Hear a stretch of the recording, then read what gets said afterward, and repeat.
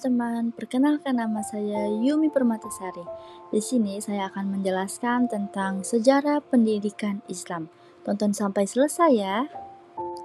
Apa itu sejarah? Sejarah mencangkup perjalanan hidup manusia dalam mengisi perkembangan dunia dari masa ke masa.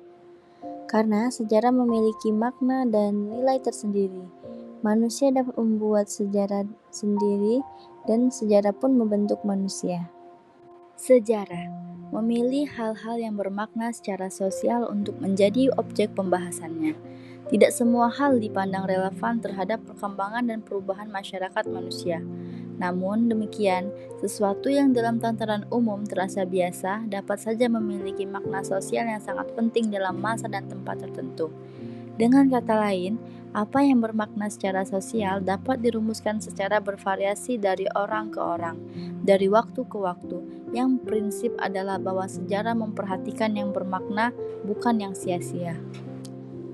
Pengertian sejarah pendidikan Islam. Sejarah pendidikan Islam adalah ilmu yang membahas tentang berbagai aspek atau komponen pendidikan yang pernah terjadi dan dilakukan oleh umat Islam dalam berpedoman pada ajaran Islam sebagai terdapat di dalam Al-Quran dan Sunnah, serta sumber-sumber lainnya yang tidak bertentangan dengan Al-Quran dan Al-Sunnah tersebut.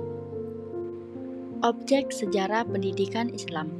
Objek sejarah pendidikan Islam mencangkup fakta-fakta dan peristiwa-peristiwa penting yang terjadi dalam proses pewarisan dan pengembangan budaya umat manusia yang bersumber pada ajaran Islam, termasuk dalam Al-Quran, Sunnah Rasulullah, dan praktik-praktik pendidikan Islam.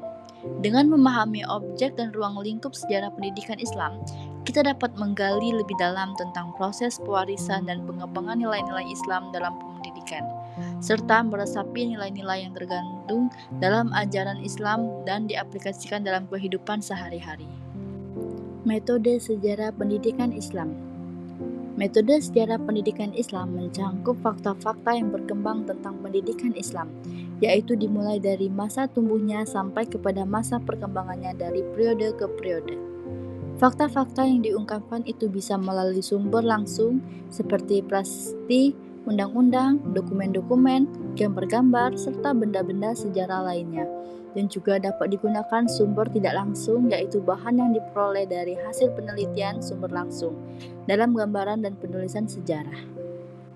Kesimpulan, sejarah pendidikan Islam memiliki peran penting sebagai pondasi dan akar bagi perkembangan pendidikan Islam masa kini.